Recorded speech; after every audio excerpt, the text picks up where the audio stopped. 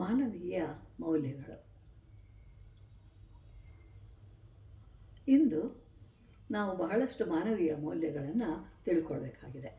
ನಮಗೆ ಕೆಲವು ಸಲ ಯಾವ ರೀತಿಯಾದ ನಿರ್ಧಾರ ತೆಗೆದುಕೊಳ್ಬೇಕು ಅಂತ ಹೇಳಿ ತಿಳಿಯೋದಿಲ್ಲ. ನಾವು ಒಳ್ಳೆಯವರ ಬಳಿಯಲ್ಲಿ ಶತ್ರುತ್ವ ಬೆಳೆಸಿದರೂ ಒಳ್ಳೆಯದೇ, ಕೆಟ್ಟವರ ಬಳಿಯಲ್ಲಿ ಸ್ನೇಹ ಮಾಡುವುದಕ್ಕಿಂತಲೂ ಒಳ್ಳೆಯದೇ. ಉದಾಹರಣೆಗೆ ಮಹಾಭಾರತದಲ್ಲಿ ಬರುವ ಪಾಂಡವರು ಕಾರಣಾಂತರಗಳಿಂದ ಅವರೆಲ್ಲರೂ 12 ವರ್ಷಗಳ ಕಾಲ ವನವಾಸ ಮಾಡಬೇಕಾಗಿ ಬರುತ್ತೆ. ಸ್ವಲ್ಪ ಕಾಲ ಕಳೆದಿರುತ್ತೆ. ಒಂದು ದಿನ ಧರ್ಮರಾಯನಿಗೆ ದುರ್ಯೋಧನನು ಹೇಗೆ ಪರಿಪಾಲಿಸುತ್ತಿರಬಹುದು ರಾಜ್ಯವನ್ನು ಎಂಬ ಆಲೋಚನೆ ಬಂತು. ಒಬ್ಬ ಗೂಢಚಾರನನ್ನು ಕರೆದು ಕೇಳಿದಾಗ ದೂತನು, ಮಹಾರಾಜ, ದುರ್ಯೋಧನನ ರಾಜ್ಯ ಪರಿಪಾಲನೆಯೇ ಅದ್ಭುತವಾಗಿದೆ. ಅದಕ್ಕೆ ಕಾರಣವೂ ಸಹ ನೀವೇ ಆಗಿರುವಿರಿ. ಪ್ರಜೆಗಳಿಗೆ ಸಹಾನುಭೂತಿ ನಿಮ್ಮ ಮೇಲೆ. ದುರ್ಯೋಧನನು ಕೆಟ್ಟವನು. ಭೀಮನಿಗೆ ಬಾಲಕನಾಗಿರುವಾಗಲೇ ವಿಷವನ್ನು ಕುಡಿಸಿದವನು. ಲಾಕ್ಷಾಗೃಹದಲ್ಲಿ ಸುಟ್ಟು ಹಾಕಬೇಕು ಅಂಥೇಳಿ ಅಂದ್ಕೊಂಡವನು. ಅವನು ಕೆಟ್ಟವನೇ ಆಗಿರುವವನು. ದುರ್ಯೋಧನನಿಗೆ ಹಾವು ಅಂದರೆ ಇಷ್ಟ.